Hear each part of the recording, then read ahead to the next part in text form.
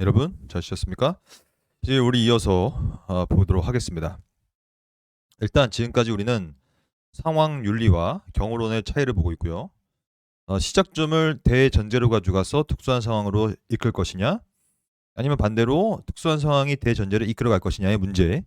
하지만 그것은 분명한 차이점이 있고 우리 기독교 윤리는 경우론적인 관점에서 특수한 상황을 이해해야 된다까지 우리가 배웠습니다. 그럼 지금부터는 이 4대 도덕 체계라는 게 있는데요. 이것을 좀 하나하나 좀 살펴보려고 합니다. 여러분들이 지금부터 할 작업은 이 네 가지를 다 이해하고 이 차이점들을 숙지하는 거예요. 그리하여 이 네 가지 중에 어떤 입장을 우리는 평생 취해야 될 것이냐까지 우리가 보도록 하겠습니다. 일단 이건 뭐냐면 A와 B라는 게 있다고 생각해 보세요. 그러니까 A는 도덕적으로 선한 거예요. 그러니까 당연히 A를 선택해야 되는 거예요. 맞죠? 왜냐면 B는 도덕적으로 좀 의심이 되는 선택이라는 얘기예요. 그러므로 A와 B 중에 뭘 선택할 것이냐의 문제인데 오히려 이 논의는 B를 선택할 때 어떤 식으로 선택할 것이냐의 문제를 다루는 학문입니다. 근데 이게 좀 이제 헷갈리니까 하나하나 예를 들면 아마 여러분들이 이해하실 겁니다. 즉, 첫 번째 우리 교본론부터 볼까요? 교본론은 말 그대로 교본을 그냥 따라간다는 측면을 갖고 있는 개념입니다. 예를 들면 교본론. 교본론으로 알려진 도덕체계는 가장 안전한 길을 선택하도록 가르치는 거예요. 이 안전한 길은 어떤 길이냐면 교본이 알려주고 있는 길. 따라서 그는 A라는 행동, 즉 A와 B가 있을 때 A가 선하고 B는 의심되는데 아예 B를 선택하지 않는다는 뜻이죠. 왜냐하면 B는 도덕적으로 의심이 되니까. 그리고 성경. 여기서 말하는 건 교본은 이제 성경을 말하는 것인데요. 우리 맥락에서는 기독교 윤리의 맥락에서는 그러니까 성경이 A라는 얘기를 하면 그것은 그냥 교본이기 때문에 따라간다는 측면을 갖고 있는 거예요. 그래서 그냥 당연히 그것이 가장 안전하고 A라는 행동을 큰 의심과 고민 없이 따라가야 된다는 것이 가장 교본론의 핵심 가르침이죠. 저는 개인적으로 여러분과 저는 기본적인 입장을 교본론으로 가지고 있다고 생각합니다. 뭐냐면 아무리 특수한 상황이 되더라도 그리고 좀 말도 안 되는 일이 벌어진다고 하더라도 그래도 교본이 말하고 있는 말을 따라야 된다는 얘기예요. 그렇잖아요. 그게 대전제가 돼야 되고 대원칙이 돼야 되는 거예요. 물론 특수한 상황 속에서 대원칙 교본을 깨버릴 수 있는 선택할 수도 있겠죠. 근데 하지만 그것은 굉장히 특수한 상황이기 때문에 그 특수한 윤리로 일반적 윤리를 만들 수 없다는 것이 경우론의 입장이라는 얘기예요. 그러니까 교본론은 여러분과 제가 평생 동안 가져가야 될 이론 체계고 도덕 체계입니다. 그러니까 여기까지는 문제 없어요. 우리도 이렇게 하고 사니까요. 또한 하고 이렇게 하려고 노력하니까요. 우리는. 근데 문제부터 이제 문제는 두 번째부터인데요. 바로 이 비교 개연론과 개연론, 방종론 이 세 가지가 교본론과는 확실히 결이 다른 그런 입장들이거든요. 이런 것들을 한번 하나씩 보도록 하겠습니다. 비교 개연이라는 부르는 도덕 체계는 뭐냐면 B라는 행동이 도덕적으로 악하기보다는 선할 가능성이 개연적으로 더 많은 한 B가 여전히 의심은 되지만 B를 선택해도 괜찮다는 얘기예요. 무슨 말 알겠죠? 그러니까 결국에는 비교하는 건데 그러니까 이게 비교하는 거 아닙니까? More than, less than 이런 거 아니에요. 다 비교 아니에요. B라는 행동이 도덕적으로 악하기보다는 선할 가능성. 이거 뭐예요? 이게 요즘에 나오는 그 백신에 관련된 내용 아니에요? 이런 게 있어요. 제가 어젠가 뉴스를 보니까 이 FDA 미국 그 식약처인가요? 거기서 5에서 11세까지 아이들한테 화이자 백신을 맞춰도 되냐 안 되냐 이거에 대한 논의를 했고 결국에는 맞춰도 된다는 것이 우세 의견이었다고 합니다. 그 이유가 뭐냐면 그 5살에서 11살까지 아이들한테 백신을 맞히지 않을 때 올 수 있는 부정적인 요소들이 안 좋은 요소들이 맞췄을 경우에 오는 부정적인 요소보다 더 크기 때문에 그러니까 거기도 비교 개연론을 사용하더라고요. 제가 볼 때. 그러니까 비교하는 거예요. 백신을 맞아서 받는 부작용보다 백신을 안 맞고 코로나에 걸려서 받는 고통이 더 큰 거라고 생각하는 것이죠. 비교하는 것이죠. 그래서 더 가능성이 많은 한 more than that 이라는 그 영어 문법 아시죠? 비교 기원하는 것이죠. 그렇게 될 경우에는 그게 선택이 된다. 즉 무슨 말이냐? 인정한다는 얘기예요. 이것이 악할 수는 있다. 하지만 그보다 더 악하지 않기 때문에 선택한다는 얘기예요. 근데 이거는 과연 이러한 비교 개연론의 체계 위에서 우리 도덕 체계를 만들면 어떤 일이 벌어질까요? 한번 생각해 보십시오. 한 10초 드리겠습니다. 한번 생각해 보세요.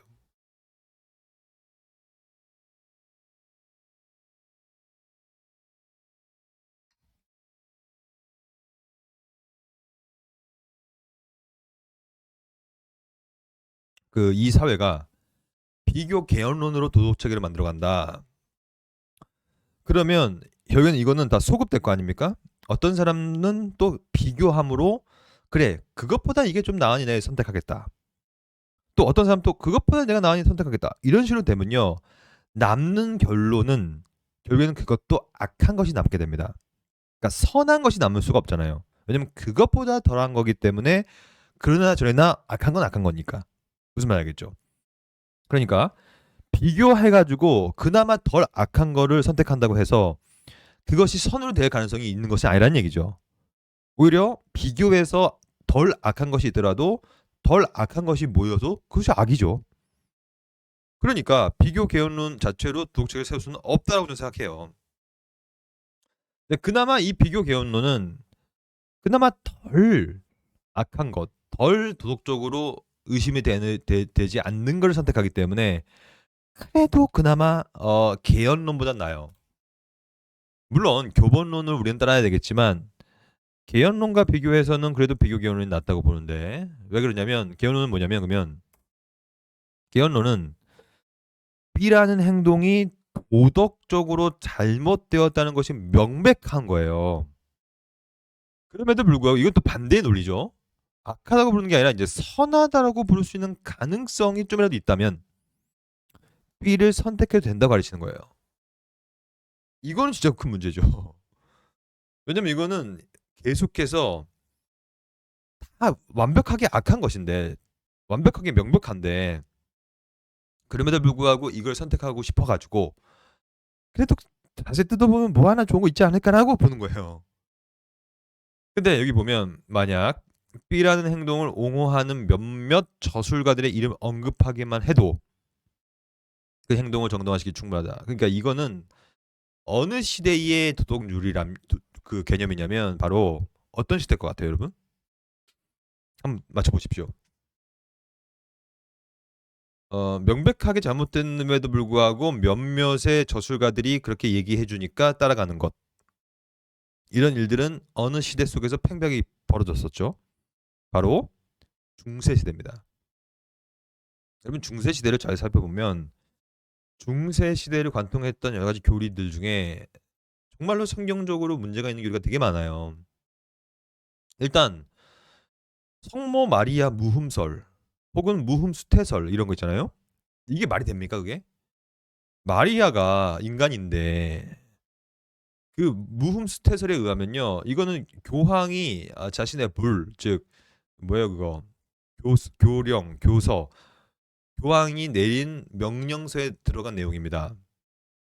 피우스 9세인가 8세인가 그런데 이렇게 썼어요. 마리아의 자궁이 영화되었다라고 썼어요.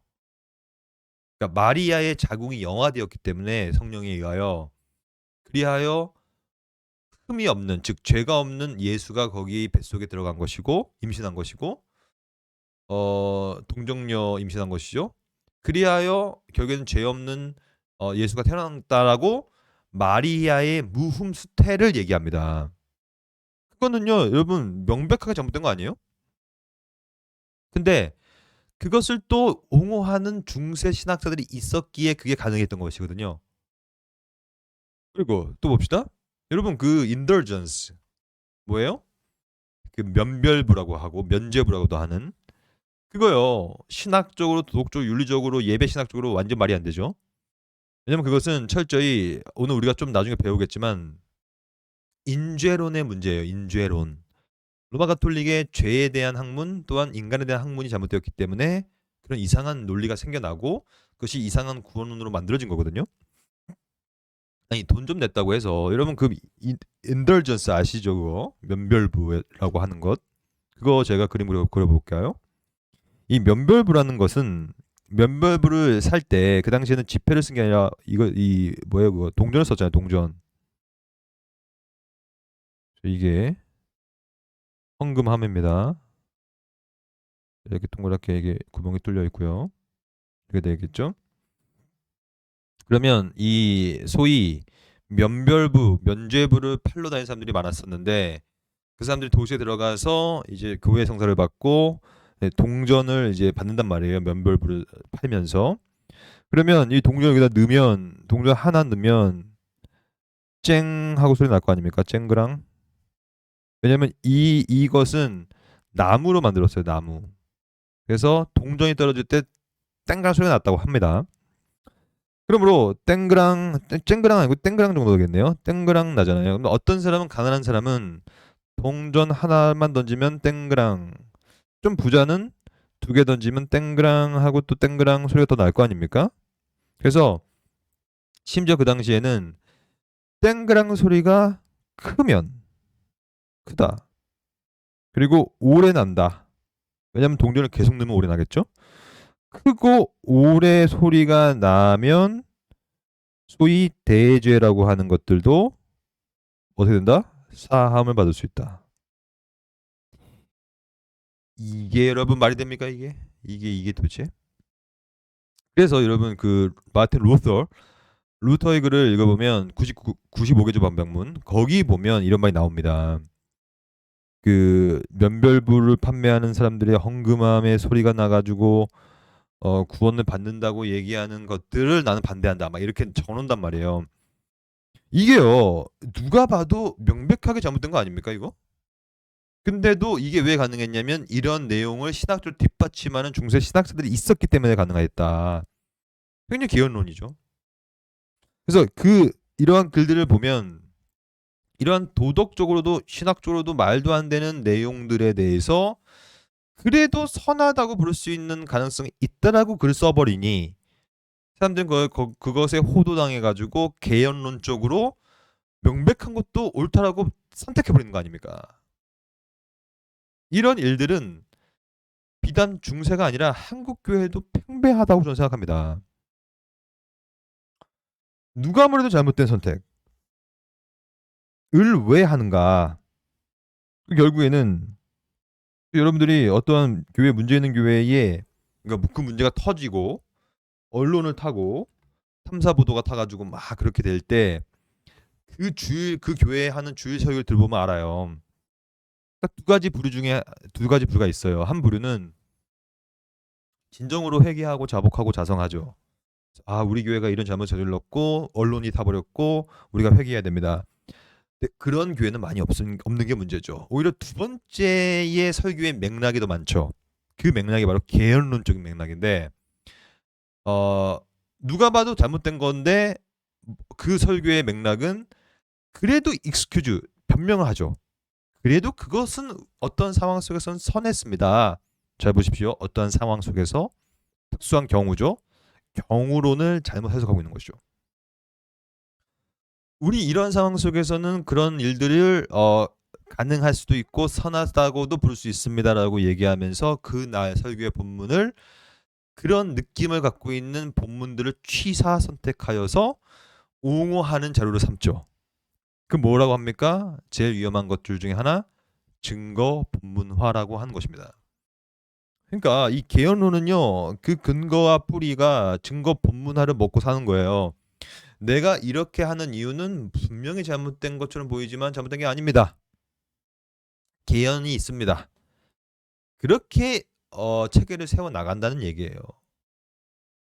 제가 그 한국 교회를 살펴보면 여러 가지 문제들이 보이지만 더 정말로 안 좋은 문제는 개신교회인데 우리가 로만 캐톨릭 라이징 돼 버리는 것, 현재 점점점 로마 가톨릭화가 돼버리는 것이 너무 안타깝다는 얘기예요.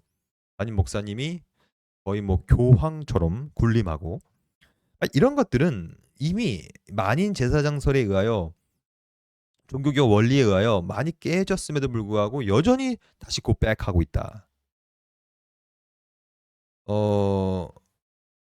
제가 저기 어디에요? 양평에 있는 대학교 그 지금 아신대학교로 바뀌었어요 이름이. 그 엑치라고 하죠. 엑치에 갔더니 제가 이 몇 년 전에 엑치에 가서 강의를 계속 했었는데 이 엑치에 가면 여러분도 아마 엑치 출신 있을 거니까 잘 아실 거예요.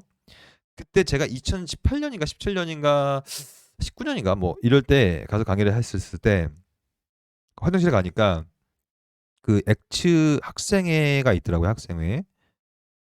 근데 학생회 이름이 뭐냐면 고백 학생이에요. 고백. 근데 재밌는 게 이 고백을 어떻게 영어로 풀어놨냐면 고백이라고 풀어놨어요. 고백. 재밌지 않습니까? 고백. 근데 한국말로 하면 고백인데 영어로 하면 고백이라고 하면서 다시 돌이키자. 뭐 고백하자. 뭐 이런 느낌인 것 같아요. 회심하자, 회개하자. 저는 이 고백 얘기를 왜 하냐면 바로 우리 개신교가 지금 로만 개톨릭, 그러니까 로만 캐톨릭 라이징 된다는 사실을 우리가 그러니까 글로 돌아간다. 고백하고 있다는 사실을 우리는 고백해야 한다고 생각하는 것이죠. 이 언어 유희와 이 라임을 여러분들 인정하셨나 모르겠네. 이거 라임 아닙니까? 이거 고백하고 있는 걸 고백해야 된다. 죄송합니다. 갑자기 제가 뜬금없는 말을 했네요. 하여튼 그러니까 진짜 저는 그렇게 생각하거든요. 지금 현재 로마 가톨릭화가 되고 있고 개신교가 점점 더 종교개혁 이전 상황으로 고백하고 있다. 그 고백하고 있는 것을 우리는 고백해야만 한다고 생각합니다. 우린 다시 한번 우리 한국 교회에 뭐가 필요합니까? 고백이 필요하죠. 종교개혁으로 다시 한번 그 원리를 찾아가야 된다. 근데 이 개헌론은요 문제가 있죠. 근데 이보다 더 큰 문제는 사실은 이 비교 개헌론과 개헌론보다 더 큰 문제는 사실 방종론이죠. 지금 포스트 모던 사회는 일로 가고 있습니다. 지금 방종론으로. 그럼 방종론이 뭔지 볼까요? 이 방종론이라는 것은 락시즘이라고 하는 그한테 굉장히 안 좋은 것인데 방종론이라고 부르는 도덕체계는 한계까지 나아간다. 어떻게 가냐면 만약 잘 알려진 단 한 명의 작가라도 그것을 선하다고 한다면 B라는 부르는 행동을 할 수도 있다. 이건 너무 심하죠? 왜냐면 이거는 얼마든지 정치적 구조와 진영 논리에 의하여 옳지 않는 것을 옳다고 얘기해 볼 수 있는 여지가 있기 때문에 이걸 따르다 보면 결국엔 방종으로 흐르게 되죠.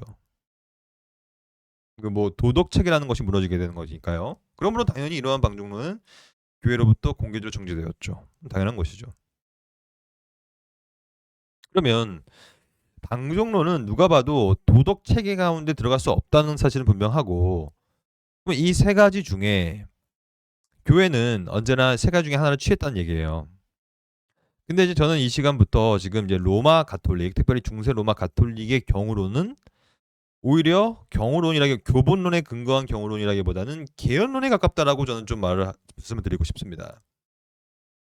왜냐면 우리가 아까 본 것처럼 굉장히 로마 가톨릭의 입장은 개헌론의 입장과 유사하고 실제로 그렇게 행동해 왔었거든요.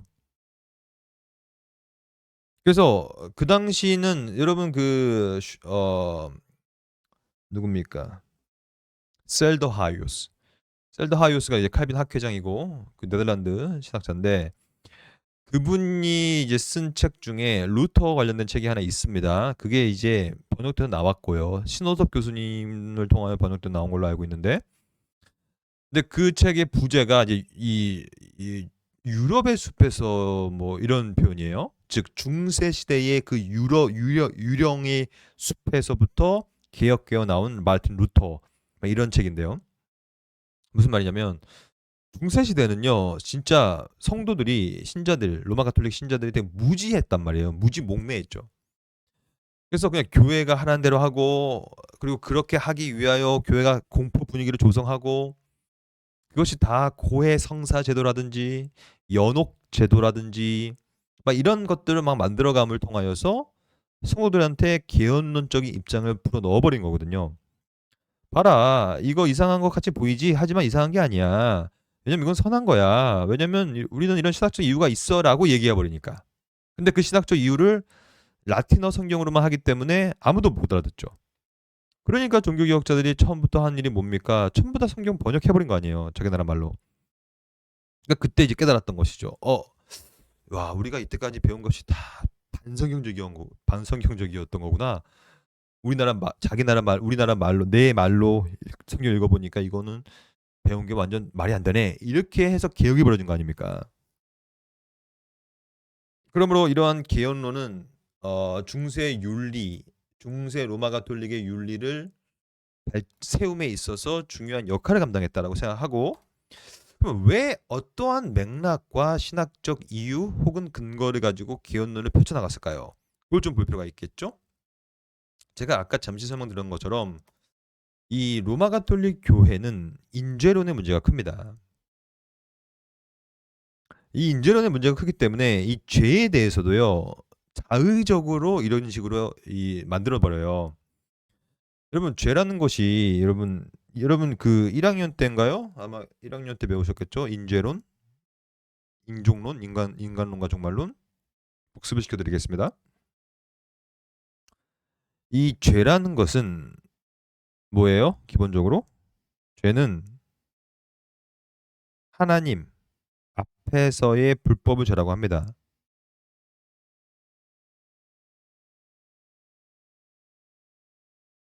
그렇죠? 그러니까 하나님은 우리에게 뭘 주시는 분이냐면 명령, 그것이 계신데 성경 말씀이죠. 성경 말씀을 주시는 분인데 우리는 그 성경 말씀을 어기면 불법이 어기는 거예요. lawlessness, lawlessness, 불법됨, 법을 지키지 않음, 법이 없음. 하나님 앞에서 법을 지키지 않는 게 죄입니다. 그러면 우리는 다 죄인인 거예요. 왜냐면 우리는 법을 100% 지킬 수 없기 때문에. 근데 문제는 뭐냐? 하나님이 기준점인데 이분의 기준이 너무 높아요. 왜냐? 무한하죠.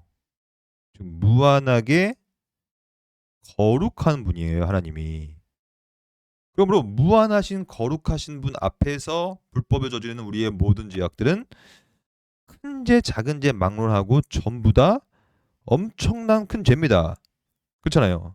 죄라는 것은 하나님의 명령을 불법적으로 어기는 거기 때문에 불순종하는 거기 때문에 다 그냥 죽어서 비참한 죽음에 빠질 수밖에 없는 죄인 거예요. 그렇잖아요. 이게 기본적인 입장입니다. 하지만 RC 로만 캐톨릭시즘 여기서는 죄를 기본적으로 어떻게 나누냐면 대죄, 소죄로 나눕니다. 대죄는 용서받지 못할 죄예요. 용서 없습니다. 하지만 소죄는 용서 가능하죠. 어떻게? 고해 성사를 통하여. 그리고 심지어 이 소재 내에서도 수없이 많은 소재들이 있고 그 소재의 모든 것들을 이런 식으로 나누는 것이죠. 그래서 무거운 죄, 덜 무거운 죄, 훨씬 덜 무거운 죄, 더욱더 훨씬 덜 무거운 죄, 더 무거운 죄, 훨씬 더 무거운 죄, 막 이런 식으로 나눠서 이 만약에 가장 무거운 소재를 지을 경우에는요, 더 많은 헌금을 해야 되고 그렇게 몰고 가는 거죠. 더 많은 고해 성사를 해야 되죠. 그리고 선행을 베풀어야 됩니다. 그리고 면죄부 더 많이 써야 돼요. 아까 제가 그렸던 면죄부를 떨어뜨리는 그 돈을 떨어뜨리는 상자에다가 돈을 더 많이 넣어야 됩니다. 그런 식으로 자의적으로 죄를 이렇게 나눠버린 거거든요. 그러면 만약에 제일 작은 더욱더 훨씬 덜 무거운 죄를 짓게 된 경우에는 그나마 좀 마음에 안심이 되는 거예요. 아, 나는 그래도 더욱더 훨씬 even more less heavier sin은 지었구나. 막 이런 식으로. 이런 건 다 문법에도 안 맞는 말들인데 다 사실은 이런 식으로밖에 표현 안 되니까 이러면서 막 스스로 위안을 삼고 어떤 사람들은 너무 큰 죄를 지었다고 생각할 경우에는 돈을 더 많이 내기 때문에 결국에는 이게 어떠한 신학으로 발전할 수밖에 없냐면 내가 그래도 돈을 더 많이 냈으니 가장 무거운 죄가 그나마 돈을 냈기 때문에 훨씬 더 무거운 죄 정도로 경감되었다라는 식으로 스스로 생각해서 어떤 식으로 전개될 수밖에 없냐면 결국에는 어떻게 됩니까? 공로주의로 갈 수밖에 없다는 얘기예요. 이것이 가장 큰 차이점인데 예를 들면 어떤 차이점이냐면 이 개신교에서는 죄라는 것이 하나님 앞에서 다 너무나 비참한 죄이기 때문에 우리 능력으로는 이 죄를 어떻게 할 수가 없는 거예요. 그래서 주 예수 그리스도를 믿어서 속죄를 받을 수밖에 없다는 얘기거든요. 그렇잖아요. 그러니까 여기는 어떠한 공로가 싹들 공간이 없습니다. 왜냐? 우리는 할 수 있는 게 없으니까. 근데 로마 가톨릭에서는 이게 가능한 논리예요. 공로주의로 인하여. 그래서 내가 뭔가를 함을 통하여서 죄의 경도를 낮출 수 있다는 얘기거든요. 이렇게. 이거는요. 진짜 반성경적인 것이고 비성경적인 것이며 뭐가 문제냐면 그리스도의 공로, 그리스도의 속죄의 공로가 깎여버리는 구조를 갖게 됩니다. 내가 뭔가를 했기 때문에. 그래서 마치 여기 이것처럼 내가 한 땀 한 땀 선행도 하고 면죄부도 또 사고 평생 돈을 모아서 더 비싼 면죄부 사고 왜냐면 내가 오늘 더욱더 훨씬 더 무거운 죄를 지었기 때문에 하지만 만약에 더 무거운 죄를 가장 무거운 죄를 지어버리면 이거 더 많이 사야 되고 막 이런 식인 거예요. 이거는요 이 땅에서도 마찬가지고 죽어서도 마찬가지입니다. 죽어도 어디 가냐면 연옥 가버립니다. 연옥 가가지고 또 유가족들이 남은 사람들이 또 돈 내고 선행 베풀어서 그 사람을 천국으로 보내는 거거든요. 이거는 무슨 이게 성경적이지 않잖아요. 그래서 종교개혁이 벌어진 거 아닙니까? 근데 여러분 이런 식으로 지금 교회 운영됩니다. 지금 한국 교회 마치 로마 가톨릭처럼. 그래서 공로주로 가는 거예요. 그 교회가 이건 신학 부재죠. 저는 제일 싫어요. 신학 부재가. 무슨 말이냐면 여러분들 목사가 되실 텐데 신학이 없는 목사는요 많은 영혼들을 죽입니다. 이렇게 되면요 어떻게 되냐면 교회가 부자가 됩니다. 그럴 수밖에 없죠. 세수가 엄청 거칠 거 아니에요 이거. 그냥 고해 성사할 때 당신 죄 들어보니까 이거 더욱더 훨씬 더 무거운 죄입니다. 그거 돈 많이 내셔야 됩니다. 이렇게 되면요 죄 사하려고 돈 많이 내지 않겠어요? 그런 식으로 가는 게 그 교회입니까 그게? 그건 장사지? 아이고 죄송합니다. 제가 너무 많은 비판하고 있네요. 안타까워서 그렇습니다. 안타까워서. 그래서 바벤크가 이렇게 쓰는 거 정확히 표현하고 있는데 개혁파 전통은 죄를 죄인에게서 분리해 가지고 손가락으로 세 가지고 저울로 달 수 있는 양적인 것으로 여기는 추상적, 파편화된 원죄론적 견해를 거부했죠. 이거야말로 양적인 견해 아닙니까? 죄를 양적으로 보고 하나하나 양적인 것을 경감해 나가는 방식들. 로마 가톨릭의 접근법이 왜 문제냐면 너무 자주 영혼이 혹시 나는 대죄를 저지르지 않았는가 늘 두려운 거예요. 진리가 우리에게 주는 자유함이 없게 되는 것이죠. 늘 두려워. 내가 무슨 죄를 졌는가. 죄를만 지면 성당에 가가지고 고해 성사를 합니다. 아니면 이게 더 큰 문제인데 조그만 죄를 지었다고 평가를 받으면 아주 사소하고 손쉽게 계산할 수 있는 죄를 졌구나. 그래? 이거는 또 내가 또 죄를 지어도 됐겠구나. 이런 식의 경솔함과 무관심을 부추길 수 있게 되는 겁니다. 이거는 그러므로 결국에는 윤리적인 삶을 망가뜨려 버리죠. 이런 관점에서는. 오히려 우리가 예전에 배웠잖아요. 십계명 배울 때 기억나실 거예요. 율법의 제3용법. 어, 다시 한번 아까 보면 요 내용. 이 내용을 다시 한번 평가해 보면 율법의 3용법이라는 것은 이쪽에서 가능한 논리거든요. 그렇잖아요. 우리가 할 수 있는 건 아무것도 없으니 그리스도께서 우리는 대속 형벌을 받으니까 우리 대신에 형벌을 받으셔서 우리 대신에 모든 죄를 사하셨다. 그러므로 그것을 아는 우리는 너무 감격하고 감사하기 때문에 이제 자발적으로 하나님의 명령을 기쁨으로 주야를 묵상하고 즐거워하며 달콤함을 누리는 것이다. 그게 제3용법 아니었습니까? 그렇죠? 여기서는 뭐가 있습니까? 이제 드디어 기쁨이 생기죠. 자발이 생기고. 근데 이쪽으로 가버리면요. 뭐가 생깁니까? 기쁨이 생깁니까? 아니죠. 평생 두렵죠. 평생. 그러니까 이 율법의 3용법이 쌍뜰 공간이 없죠. 윤리적으로 큰 폐해가 나타나게 돼버리죠. 오늘도 자기 전에 생각하는 거예요. 나는 혹시 대죄를 지키지 않은가? 이제 또 면죄부 또 사야 되네. 반대로 그래도 이제는 되게 사소한 죄야. 여러분 사소한 죄라는 건 없는 겁니다. 죄는 다 큰 죄예요. 무한하신 하나님의 명령을 지키지 않은 것이 그것이 작은 죄라고요? 엄청난 큰 죄죠. 죄를 하나 지어도 영원 멸망에 빠져야 됩니다. 우리는. 그렇기 때문에 우리로서는 안 되는 거예요. 우리로서는. 그리스도를 믿어야 됩니다. 이 유일한 중보자이기 때문에. 근데 이쪽으로 가버리면 결국에는 뭐가 되냐면 태만이 되거나 방종이 되거나 아니면 두려움에 빠지게 되겠죠. 이러한 윤리적인 병폐가 나오기 때문에 그래서 이제 17세기 신학자들은 그런 것들을 저버리고 이제 다시 한번 천주교식의 경우론, 죄의 정도에 근거한 개론들을 만들어가는 것을 타파하고 예를 들면 윌리엄 펑킨스, 윌리엄 에임스, 히스페리오트 푸치우스 같은 유명한 17세기 개혁파 정통주의 신학자들에 의하여 개신교 경우론이라는 것이 수정된 거예요. 그러니까 수정 버전, 모디파이드 된 버전이죠. 지금부터 이 내용을 좀 볼게요.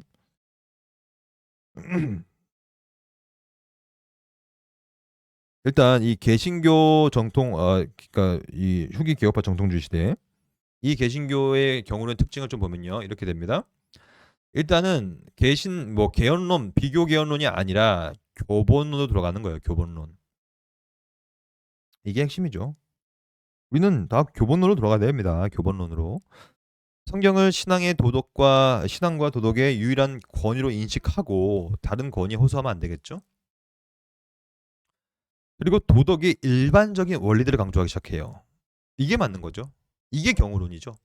일반적인 원리들을 가지고 특수한 경우를 이해하고 해석하는 거니까. 그리고 이런 식으로 죄의 정도를 나눠버리면요, 이상한 형태의 신부 중심의 고해 성사가 만들어지고 여기는 교회 중심적인 죄 사함의 권위가 생기기 때문에 잘못된 것입니다. 오히려 우리 각각 개개인이 말씀 앞에 서서 하나님께 회개하는 이것이 필요하다. 이 로마 가톨릭은요, 고해 성사를 할 때 고해 성사하고 나서 심지어 사제가 내가 그러면 네 죄를 사하느라 이렇게 죄 사함의 선포까지 해버립니다. 그거는 왜 그런 줄 아십니까? 그 교황이 베드로의 후계자 아닙니까? 거기서는. 그러니까 예수님께서 베드로에게 교회의 열쇠를 너에게 주겠다. 그 교회의 열쇠 중에 하나가 이 죄를 사하는 것이라고 본 거예요. 그런 식으로 잘못 오해하고 있는 것이죠. 또한 로마 가톨릭식의 죄의 등급을 철폐하죠. 이런 것들은 진짜 잘못된 것입니다. 죄의 견해를 이렇게 나누는 것은. 그리고 개헌론 자체를 반대하죠. 그리하여 참된 도덕체계는 교본론이다라고 말을 하고 있는 것이죠. 그러므로 이러한 개헌론의 또한 교본론의 입장들은 교회 역사 속에서 이 특별히 윤리학 내에서도 많은 논쟁이 있었던 내용들이고, 하지만 우리는 개헌론보다는 교본론이 더 가깝다라는 입장까지 우리가 피력하고 넘어가 볼게요. 하지만 이 경우론 가운데서도 내포되어진 부정적인 의미가 있죠. 이건 조심해야 한다는 얘기죠. 그래서 지나치게 어떠한 말씀의 권위에 따라서 진리가 우리한테 주는 양심의 자유를 너무나 말하다 보면 결국에는 방종으로 이끌 수 있는 여지가 있는 것이고, 또 지나치게 경우를 살피다 보면 또 기준점이 바뀔 수 있어요. 이거는 상황 윤리로 갈 수밖에 없는 상황이 될 수 있다는 염두를 계속 해야 된다는 얘기예요. 그리고 지나치게 또 교본론으로 가버리면요, 또 다시 인간의 자유가 해침을 당하기 때문에 자립이 구속될 수도 있고요. 그러니까 굉장히 균형이 중요한 거예요. 쉽지 않습니다. 그리고 지나치게 또 이 자꾸 어떠한 일반 대전제 원칙만을 따라가다 보면 거기 밑에 우리가 이해종당하고 강요될 수밖에 없다라는 그런 지점도 있습니다. 그러므로 이러한 경우론이 함의하고 있는 부정적인 의미들을 우리가 염두하면 좀 더 건전한 형태의 경우론으로 우리는 만들어갈 수 있겠다고 생각합니다. 근데 다우마가 이 지점에서 이렇게 경우론 가운데서는 약간의 부정적 의미라든지 오해될 지점도 있기 때문에, 근데 지금부터는 다우마가 하는 자신의 독특한 견해를 이제 펼쳐나가는데요. 뭐라고 펼쳐나가냐면 다우마는 그러므로 이 어떠한 경우론이란 말보다는, 왜냐면 경우론이란 말 쓰면 상황 윤리와도 헷갈리고 비교 개연론이라든지 개연론과도 헷갈려 버리기 때문에 다르게 써보자라고 얘기하면서 뭐라고 쓰냐면 도덕적 종이라는 말을 쓰는 게 어떻겠냐는 말을 쓰기 시작해요. 그 이유가 뭐냐면 안락사 문제가 굉장히 특별한 문제 아닙니까? 이 특수한 문제들이지만 하지만 이 특수한 문제들이 많이 있기 때문에 우리가 이 논의를 하는 것이다. 그러므로 특수한 문제일수록 뭐가 필요하냐면 일반적이고도 보편적인 원리, 즉 중론이 필요하고, 그러므로 우리는 경우론이란 말을 쓰기보다는 중론, 즉 도덕적인 보편적인 조언을 한다는 차원에서 접근하는 것이 옳지 않느냐는 얘기를 하기 시작해요. 이게 무슨 말이냐? 다음화 얘기를 직접 들어볼까요? 경우론이라는 용어는 좋지 않은 어감을 가지고 있다. 그 이유는 이러한 부정적인 요소들이 있기도 때문이고, 동시에 자칫 잘못하면 로마 가톨릭식의 개연론 혹은 비교 개연론으로 비춰질 여지가 있기 때문이며, 또 더 나아가서는 바로 이러한 상황 윤리적으로 비춰질 경우가 있기 때문에 하는 말이에요. 왜냐면 그런 오해가 너무 많으니까.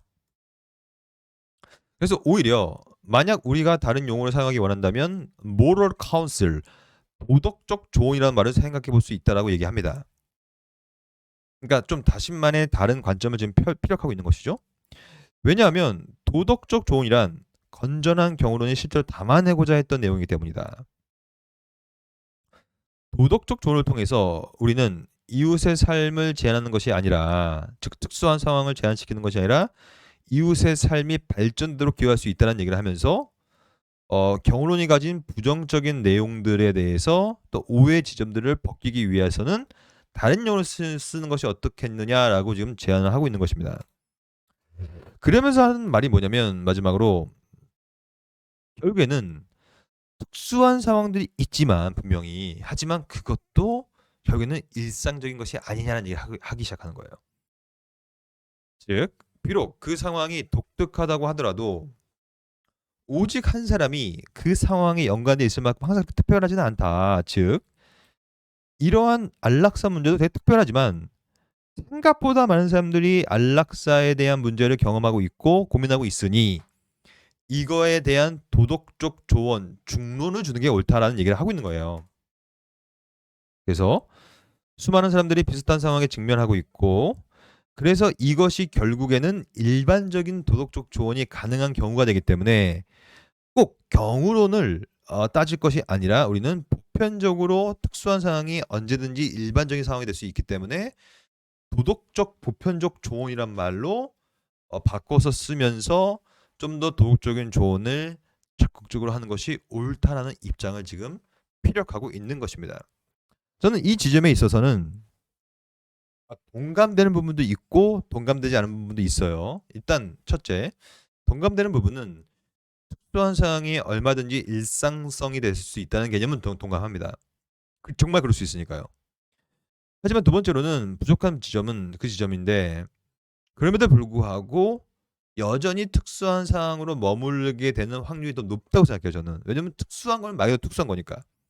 그럼 우리는 특수한 상황을 일반적인 원리로 어떻게 살펴볼 거에 대한 경우론 그 자체에 대해서 우리는 다시 한번 곱씹을 필요가 있고, 그것이 아니더라도 오히려 이 말도 뭐 크게 틀린 말은 아닙니다. 똑같은 말일 수 있어요. 왜냐면 다시 한번 우리가 처음으로 돌아가 보면, 이게 멀리 왔네 우리가.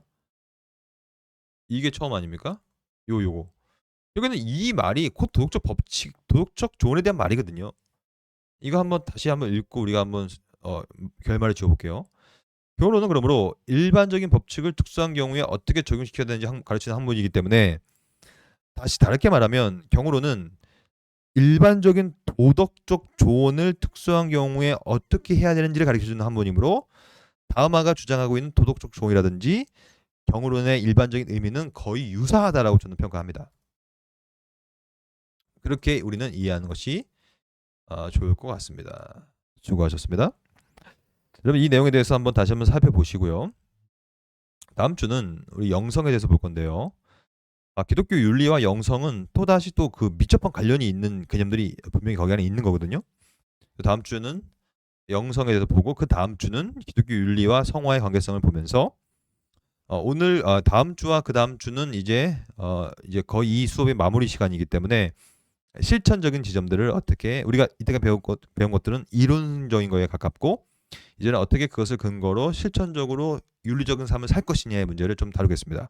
여러분들이 정말로 이제 종강에 가까우기 있기 때문에 잘 복습하시고 이 학기 말 잘 준비했으면 좋을 것 같습니다. 기도하고 수업 마치겠습니다. 하나님 감사합니다. 특수한 상황 가운데서 어떻게 도덕적 결정을 해야 될 거에 대해서 살펴봤습니다.